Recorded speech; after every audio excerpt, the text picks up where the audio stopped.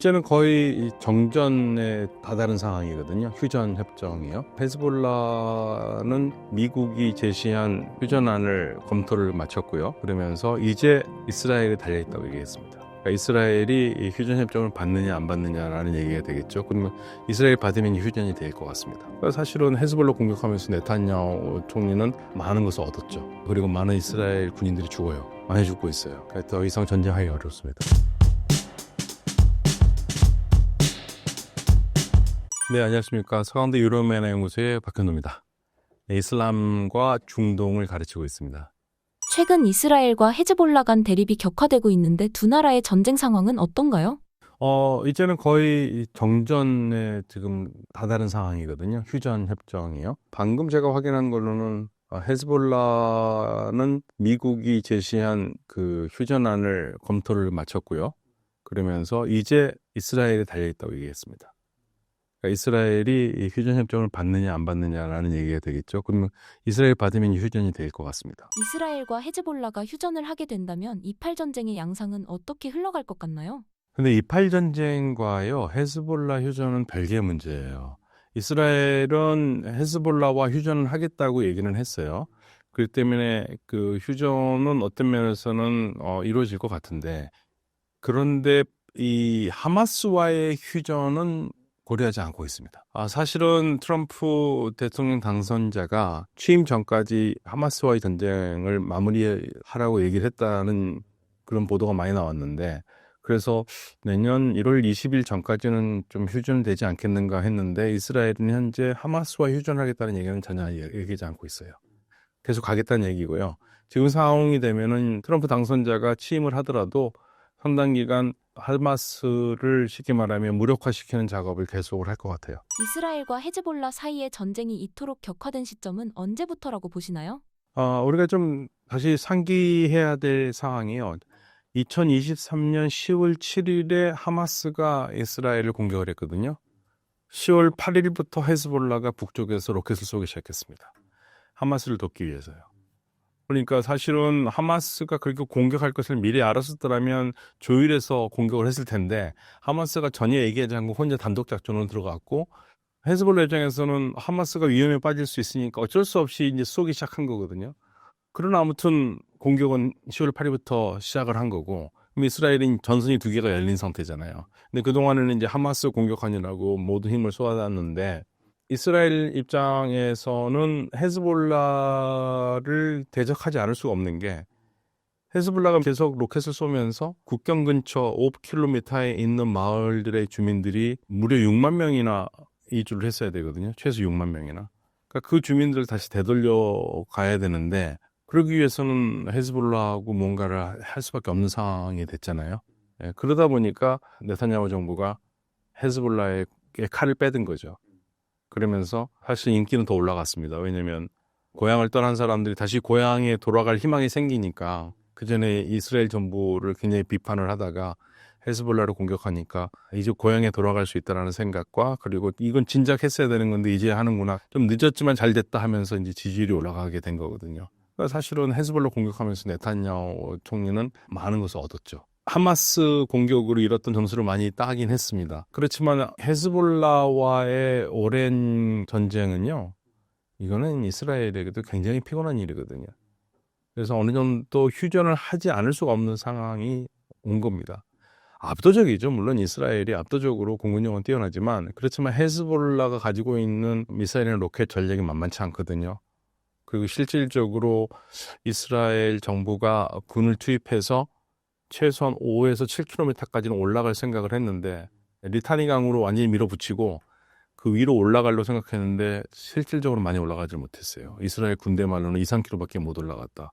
그동안 투여한 노력에 대비해서 사실은 헤즈볼라로부터 안전거리를 확보하는 게 굉장히 짧은 거죠. 힘이 딸린 부분도 있습니다. 그리고 많은 이스라엘 군인들이 죽어요. 많이 죽고 있어요. 더 이상 전쟁하기 어렵습니다. 그래서 물러나는 그런 상황입니다. 이스라엘과 헤즈볼라가 휴전을 하게 되면 하마스에 대한 이스라엘 공세가 더욱 심해질 것으로 예상하시나요? 아니, 사실 하마스와의 전 싸움은 이미 끝난 거예요. 가자 지역에서 이스라엘이 하고 있는 거는 하마스가 산발적으로 공격을 하는 거를 막고 있는 거거든요.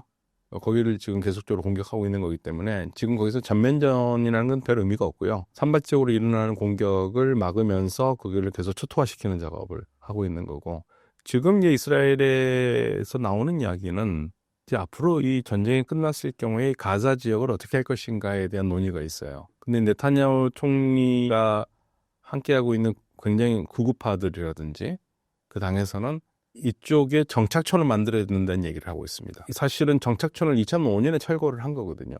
2005년에 철거를 했는데 다시 정착촌을 만들자는 얘기가 계속 나오고 있고, 그렇게 되면은 또 상황이 좋지 않은 상황이 되는 거죠. 가장 좋은 거는 가자 지역에서 이스라엘 군대가 나오고 여기에 다시 정상적인 생활할 수 있는 재건 작업이 들어가야 되는데, 이스라엘이 정착촌을 다시 세운다고 그러면은 이거는 사실은 불에 기름을 더 붓는 격이거든요.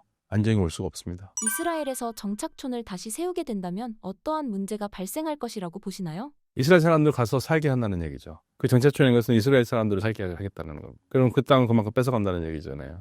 그럼 다시 격화될 수밖에 없죠. 어떤 의미든지. 그리고 국제사회, 국제법 위반이기도 안 하기로 한 건데. 이스라엘과 이란 사이의 전쟁은 어떤 양상으로 흘러가고 있나요?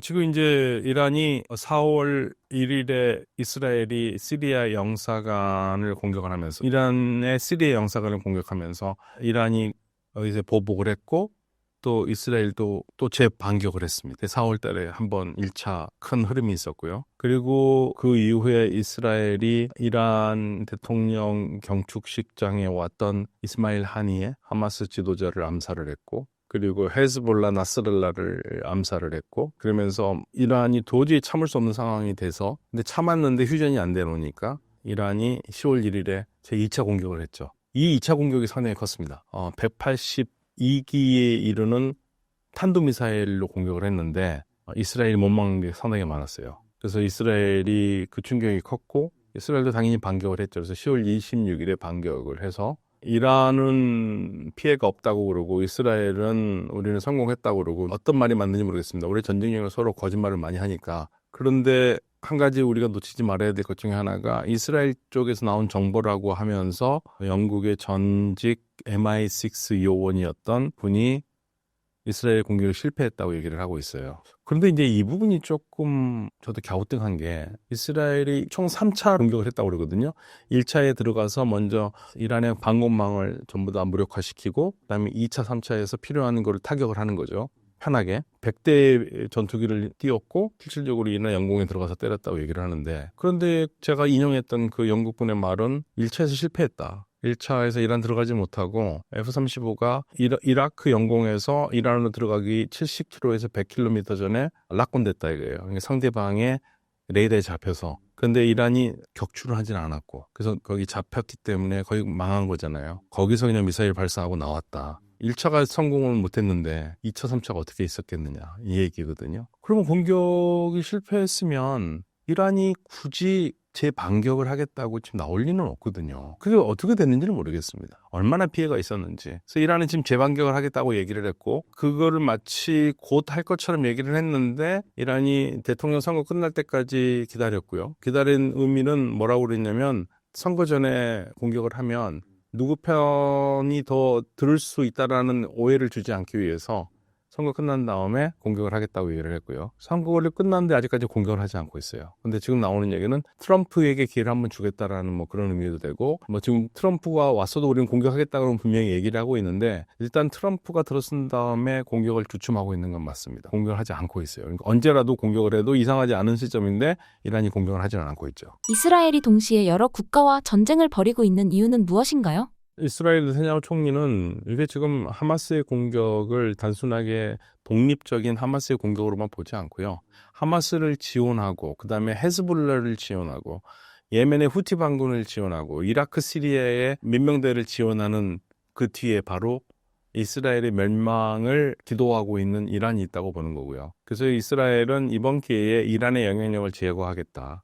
이게 항상 네타냐후 총리가 얘기하는 새로운 중동입니다. 새로운 중동에는 이란의 영향력이 완전히 제거가 돼서 이스라엘과 아랍 국가가 평화롭게 무역할 수 있는 그러한 세상을 만들고 싶다라는 게 네타냐후 총리의 생각이고요.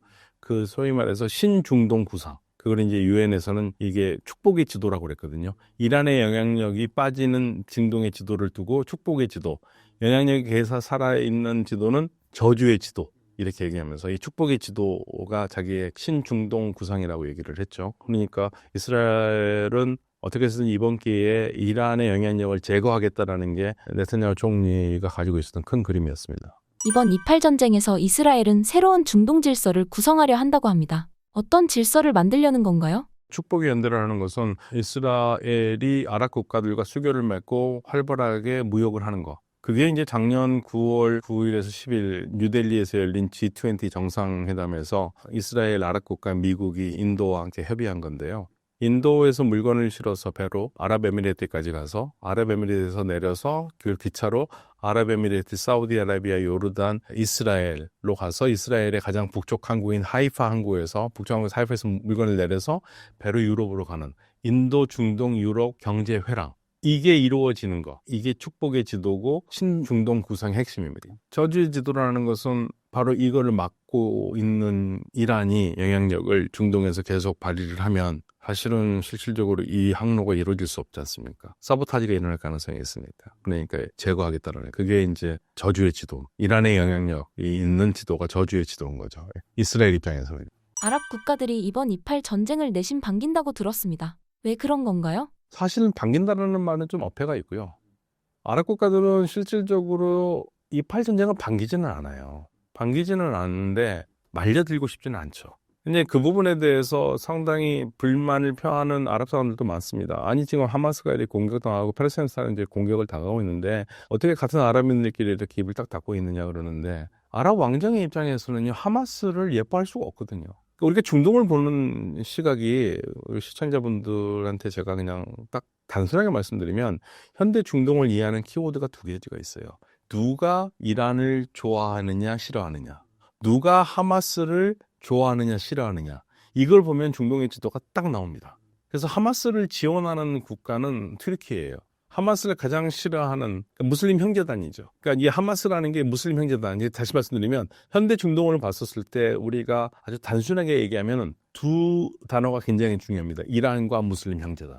그래서 누가 이란을 좋아하고 싫어하느냐, 누가 무슬림 형제단을 좋아하고 싫어하느냐 이것만 보면은 국가 간의 관계가 정 드러나요. 이란을 좋아하는 나라, 싫어하는 나라 정해지고요. 그다음 무슬림 형제단을 좋아하는 나라, 싫어하는 나라. 가장 좋아하는 나라는 튀르키예요. 가장 싫어하는 나라는 당연히 무슬림 형제단으로서 가장 머리가 아픈 이집트입니다. 이란을 좋아하는 나라는 거의 없어요. 근데 이란과 굳이 척을 지지 않고 살겠다라는 나라가 카타르입니다. 그리고 다른 나라들은 말은 않고 있지만 이란에 대해서 다 불편해요. 그런데 그러면 하마스는 뭐냐? 하마스는 무슬림 형제단의 팔레스타인 지부예요. 생각이 같아요. 생각을 공유하고 있거든요. 근데 무슬림 형제단은 기본적으로 어떤 생각을 가지고 있냐면 사실은 처음 시작할 때부터 국경을 초월한 이슬람 국가를 얘기를 했었어요. 더 이상 이제 거기 얘기를 하기는 좀 어려운 상황이 됐는데 그리고 이들은 왕정 안 좋아합니다. 공화정이에요. 그럼 당연히 왕정 국가들 좋아할 리가 없죠. 왕정 국가들이 무슬림 형제단을 좋아할 리가 없습니다. 그렇게 보시면 됩니다. 앞으로도 아랍 국가들은 28 전쟁에 개입을 하지 않는 모습을 보일 것 같으신가요? 아랍 국가들은 말로 계속 막으려고 노력을 하고 있는데 사실은 무기를 쓸 수 있는 형편들도 안 돼요. 그래서 아랍 국가들은 지금 현재 가장 초점은 뭐냐면 더 이상 확전되지 않는 거. 더 이상 끌려 들어가서 이 경제가 모두 망가지는 그러한 중동 확전 원하지 않기 때문에 그래서 아랍 국가들이 최근에 모여서 뭘 결정했냐면 이 지역이 더 이상 전쟁이 돼서는 안 된다. 그리고 자기 나라에 있는 기지를 이용해서 이란을 공격해서는 안 된다. 이거를 요구를 하면서 이란과 오히려 같이 가는 그런 모습을 보여줬어요. 이거는 전혀 과거에는 볼 수 없었던 문제입니다. 그러니까 이란을 인정하고 가는 겁니다. 그래서 이 중동 지역이 어떻게 변했냐면 제가 지난 여름에 중동에 분석하는 친구 지인을 만나서 공부를 하고 왔는데요. 분위기가 뭐냐면 이란과 같이 가는 다만 이란이 같이 가기 위해서는 좀 정상적으로 활동해 주길 바라는 그러니까 이렇게 얘기를 해요. 그러니까 이란과 같이 가기가 어려웠던 게 고속도로를 같이 달리는데 막 난폭운전한다 이거예요.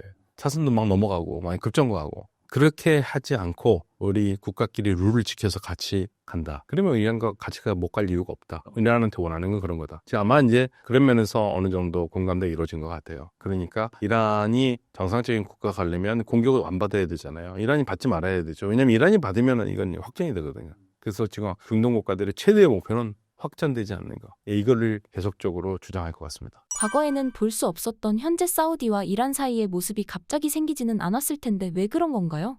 해보니까 안 되거든요. 그러니까 실질적으로 사우디아라비아라든지 아랍 국가들은 이란과 척을 대놓고 지지를 않았어요. 그러니까 좋아하지는 않지만 그렇다고 해서 난 너 싫어 이런 식으로 막 대놓고 얘기를 하진 않았어요. 그런데 이 분위기가 바뀐 게 2016년에 사우디아라비아의 무함마드 빈 살만이 그때만 해도 좀 어리죠. 지금은 그래도 이제 7년 지났으니까 좀 연륜이 쌓여있지만 그때만 해도 아주 혈기왕성했습니다. 왕성해가지고 자국 내 반정부 시아파 지도자를 사형시켰어요. 그런데 그게 이란에서 큰 반향을 일으켰습니다. 이란의 강경한 시아파 사람들이 사우디의 그런 모습에 너무 화를 내면서 이란 내에 있는 사우디 대사관과 영사관을 부리질렀거든요. 그래서 양국이 단교를 한 거예요. 사우디가 단교를 한 겁니다. 그러면서 이 사우디의 무함마드 빈 살만이 이란이라는 나라가 얼마나 위험한 나라인지 계속적으로 공개적으로 얘기했고 우리 이렇게 당하고만 있지 않고 우리 사우디아라비아가 전장이 아니라 바로 이란이 전장터가 될 거라고 얘기를 했었어요. 그러면서 이란에서 테러도 나기 시작하고 그런 분위기였었습니다. 그런데 그렇게 해보는데 실질적으로 이득이 하나도 없어요. 그리고 전 세계 국가가 2030년, 2050년 탄소 중립 시대로 간다고 그러면서 에너지 화석 연료 시대로 가는데 이러다가 큰일 나는 거 아닙니까? 그래서 우리도 경제 발전을 해야 되는 거. 경제 발전하려면 나라가 조용해야 되죠. 그래서 이 지역을 더 이상 싸움이 없는 곳으로 만드는 게 사우디아라비아라는 이 아랍 국가들이 변한 겁니다. 그래서 이란과 적대하지 않고 좋아하지는 않지만 그래도 같이 간다. 좋아하지는 않지만 그래서 이란과 같이 가는 그래서 전쟁을 막는 거죠. 바뀐 겁니다. 경제 발전하기 위해서는. 우리도 만약에요. 뭐 외국 투자를 다 하려고 그러는데 북한과 계속 문제가 돼서 북한이 미사일 날리고 그러면 외국인들 우리 투자하겠습니까? 안 하잖아요. 그냥 똑같은 겁니다. 현재 미국과 사우디의 관계가 예전과 같지 않다고 들었습니다. 왜 사이가 나빠졌나요? 사우디와 미국이요. 사우디와 미국이 나빠진 거는 바이든 현 대통령이 무함마드 빈 살만을 대놓고 욕해서 그러죠. 카시고지 사건을 가지고. 그러면서 사우디를 불량국가 취급을 했으니까 좋아할 게 없죠. 사실은 사우디아라비아와 미국은 뗄래야 뗄 수 없는 중요한 관계를 맺고 왔었는데 이게 이제 삐걱거리기 시작했던 게 사실 오바마 때 가장 삐걱거립니다. 제가 말씀드렸듯이 아랍 국가들이 제일 걱정하는 나라는 이란이에요. 안보적으로. 이란이 너무 커요. 중동 국가들이 석유도 많고 돈도 많은 것 같지만 사실 국방력이 굉장히 부족하거든요. 근데 이란과 미국 없이 만약에 아라비아 국가들이 이란과 싸운다 이길 수 없습니다. 미국이 도움이 필요하긴 거죠. 그래서 근데 그러한 미국의 대통령이 오바마가 그렇게 친미 국가인데도 사우디나 이런 국가에 알리지도 않고 이란과 핵 협상을 해버렸잖아요. 그러니까 오바마는 왜 그렇게 했냐면 이스라엘과 아랍을 왕따시키면서 이란과 핵 협상을 했거든요. 왜냐면 우리 이란과 핵 협상할게 그러면 반대할 게 뻔하니까. 그래서 지금 아라비아 국가들 지도자들에게 아마 미국 대통령 인기 투표를 하면 최악이 오바마예요. 트럼프와는 찰떡궁합이었죠. 근데 지금 그러면 트럼프가 들었었으니까 트럼프하고 좋은 궁합을 갈 것이냐. 7년 전과는 다릅니다. 이게 맞다면 같이 갈 수 있어요. 트럼프가 이란과 적대시하는 정책을 벌이고 사우디아라비아나 UAE 말대로 이란과 인게이지하는 거, 이란과 같이 가는 거 그 방향으로 간다면은 정말 기가 막힌 윈윈이 되겠죠. 근데 이제 여기서 문제가 되는 건 이란의 핵 문제거든요. 그래서 이란 핵 협상을 어떻게 하느냐가 이제 관건입니다. 사우디가 한국의 국방, 방산에 많은 관심을 보이고 있습니다. 유독 한국을 선택한 이유가 있을까요? 일단 우리 제품이 성능도 좋은데 가격이 싸잖아요. 똑같은 것을 독일제나 이런 거 살려면 굉장히 비싼데 예를 들면 탱크 같은 거 독일에 살려면 우리 한 두세 개 살 돈이 필요할 거예요. 독일제 하나. 그리고 생산 능력도 굉장히 제한돼 있고 그 무엇보다도 한국이 국방 협력에 굉장히 적극적이에요. 그러니까 이들 나라로서는 우리가 70년대부터 줄기차게 외쳐왔던 자주국방이라는 것을 지금 외치고 있는 거거든요. 근데 이제 우리 무기가 미국과 호환도 되고 우리가 인기가 좋을 수밖에 없죠. 사우디아라비아 같은 경우에는 우리가 새로운 대사님이 올 초에 갔는데요. 합참 부의장 출신이에요. 사성장군이 갔어요. 굉장히 높은 전역한 사성장군이 갔다라는 거 의미를 다 보여주죠. 사우디아라비아가 국방개혁 그리고 국가 시스템을 정말 제대로 개혁을 하고 싶은 마음에 한국의 도움이 필요한 겁니다. 한국 기업들이 사우디에서 어떤 기회를 잡을 수 있을까요? 지금 전체적으로 뭐 AI라든지 여기에 대한 나라를 되게 좋아하고요. 최근에 뭐 네이버도 사우디아라비아에서 AI 사업 시작했고요. 디지털 지금 아무래도 시대는 AI 시대입니다. 디지털이라든지 그러니까 지금 사우디는요 한국에 대해서는 굉장히 좋게 생각을 해요. 배울 게 많은 나라로 생각하고 있고 그리고 그 무엇보다도 한국 기업들이나 사람들이 융통성이 많아서 자신들이 원하는 거에 맞춰서 항상 사업을 해주니까 좋은 거죠. 다만 이제 여기서 우리가 좋은 것만 있는 건 아닙니다. 이들이 또 우리에게 원하는 건 기술이에요. 기술이에요. 기술 이전 원하거든요. 그걸 또 욕할 수 없는 게 우리도 떼제베 들어왔었을 때 지금 우리 KTX요. 프랑스 거를 들어왔던 이유 중에 자기네들이 떼제베 기술 이전해준다고 그랬던 거잖아요. 안 해줘가지고 우리가 얼마나 고생했습니까. 프랑스가 팔아먹고 약속 잘 안 지켰죠. 그런데 이제 우리가 해내지 않습니까? 그래서 프랑스보다 더 훌륭한 KTX를 만들고 있는 거고 그럴 일이 일어나지 않는 법이 없죠. 그래서 사실은 국방 같은 경우에는 저희 지인들, 미국 지인들이 있는 사람들은 국방 제품을 파는 거는 좋은데 현지에 공장을 짓는 거는 좋은 일은 아니다라고 얘기를 해요. 그래서 좀 걱정하고 있는 것도 있습니다. 사우디의 탈석유 사업 진행 상황은 어떻게 돼가고 있나요? 탈석유 열심히 하고 있죠. 사우디아라비아 지금 열심히 하고 있기 때문에 지금 중동의 안정을 원하는 거고요. 중동의 안정이 돼야지 여기서 전쟁이 일어나면 뭐 산업 다각화, 탈화석 연료 아무 의미가 없는 거죠. 정세를 안정시켜 놓으려고 그러는데 사우디아라비아의 고민은 지금 유가가 너무 낮아요. 유가가 더 올라가야죠. 한 $100 정도는 돼야지 아마 행복할 텐데 4월달에 IMF 보고서라든지 이런 데 보면은 사우디아라비아가 올해 재정 균형이 되려면 유가가 $95는 돼야 되거든요. 근데 지금 $95 안 되지 않습니까? 그러니까 적자폭이 있을 수밖에 없고 있는 돈 까먹고 써야 되니까 유가도 올라가야 되고 그래야 되는데 유가는 올라가지는 않고 마음은 바쁘죠. 그래서 사업을 좀 축소하는 것도 있습니다. 네온 프로젝트 같은 거에 사실 네온 프로젝트는 축소할 만해요. 너무 거창해가지고 근데 아무튼 성공을 했습니다. 사람들 이목을 끌었잖아요. 사람 이목을 끄는 거 그걸로 성공입니다. 실질적으로 네온 프로젝트는 미끼 상품이었어요. 그러니까 1차적으로 사우디가 성공을 한 다음에 2차적으로 빨리 니네들 들어와서 하라고 보여주고 싶었는데 결국에는 이제 현실적으로 지금 수정하기 시작했고 사우디아라비아는 지금 사실은 돈이 된다면 뭐든지 다 하고 싶어 해요. 호나우드 데려간 것도 다 GDP를 올리기 위한 거잖아요. 그래서 제가 농담 겸 진담을 하는 얘기가 사우디아라비아가 제일 데리고 오고 싶은 축구 선수가 하나 있다. 우리의 손흥민 선수다. 손흥민 선수가 만약에 사우디 간다고 생각해 보세요. 저는 축구를 그렇게 좋아하지 않기 때문에 손흥민 선수를 보러 사우디 갈 리는 없겠지만 좋아하는 사람들은 가잖아요. 사우디에 가면 경기만 보는 건 아니지 않습니까? 관광도 하고 그러니까 그러면 이제 부가가치가 높아가지는 거죠. 이 사우디아라비아는 지금 현재 돈이 된다면 뭐든지 다 하고 싶었습니다. 최근 네옴시티의 상황이 좋지 않다는 소식이 연이어 들리고 있습니다. 현재 진행 상황을 말씀해 주신다면요? 지금은 메인이라고 할 거 없이 뭐든지 돈이 되면 다 해요. 근데 궁극적으로는 AI 쪽으로 많이 가고 있어요. AI 디지털 플랫폼 같은 거. 궁극적으로 이 나라도 제조업을 발전하고 싶어 하기 때문에 제조업에 대해 상당히 많이 관심을 가지고 있죠. 그래서 우리 현대자동차도 곧 들어가지 않습니까? 이것도 큰 맘 먹고 들어가는 겁니다. 저는 이제 우리 현대가 들어가서 압도적인 성공을 거뒀으면 좋겠어요. 제 꿈이 있다면 최근에 어떤 거냐면 사우디 리야드를 갔다 왔더니 중고차가 너무 많아요. 우리 현대차가 싹 바꿔줬으면 좋겠어요. 현대차로 제 꿈입니다. 지난 인터뷰에서 중동의 나라들이 자국민 인력 비율을 높이려고 많이 노력하고 있다고 들었습니다. 어떻게 진행되고 있나요?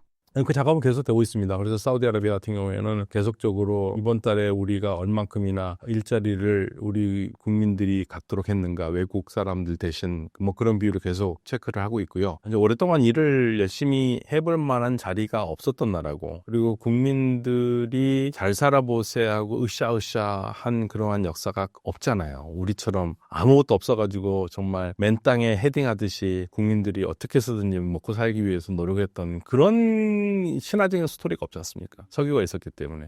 그래서 지금 사우디의 가장 큰 고민은 국민들 개개인이 그러한 자극을 받고 뭔가 이루겠다라는 그런 걸 갖도록 하는 게 문제인데 아직까지는 그 부분은 약해요. 좀 더 국민들과 국가의 목표가 좀 합치될 수 있도록 하는 작업이 필요한데 시간이 많이 걸릴 겁니다. 그러니까 저 같은 경우에는 저 66년생인데요. 제가 기억하기로는 66년에 우리나라 1인당 GDP가요. 150달러 정도 됐을 겁니다. 150달러 정도 됐을 거예요. 그런 나라였지 않습니까? 저 같은 경우에는 어렸을 때부터 나라가 얼마큼 변한지 그냥 쫙 그림처럼 보이거든요. 아무도 안 믿더라고요. 요즘 학생들한테 88년 전에 화장실이 어땠는지. 화장실 못 갔습니다. 일본 공중 화장실 못 갔어요. 너무 더러워서. 그런 나라였습니다, 우리가. 근데 80년 아시안게임, 88년 올림픽 하면서 극초토로 변했거든요. 또 우리 국민들이 또 그런 거 있잖아요. 내가 못 먹어도 남한테 좀 잘 보여주려고 하는 거. 내가 질서는 잘 안 지키는 사람들은 잘 지키고 세계가 우리를 보고 있다고 생각하니까 그러면서 많이 변했거든요. 지금 우리 학생들은 전혀 상상하지 못하는 세계를 우리는 살아갔기 때문에 이게 국민들이 뭐를 해야지 잘 살구나 하는 것을 우리가 체험을 했는데 사우디 같은 경우에는 그런 스토리들이 적은 거지. 산유국들은 그런 부분에서 국가의 목표와 국민들의 생각에 괴리가 있어요. 그 부분을 이제 좁혀 들어가는 게. 근데 다행히 지금 사우디아라비아 젊은 사람들은 좀 생각이 좀 달라요. 젊은 사람들의 생각이 달라서 젊은 사람들이 뭔가 일어날 것 같습니다.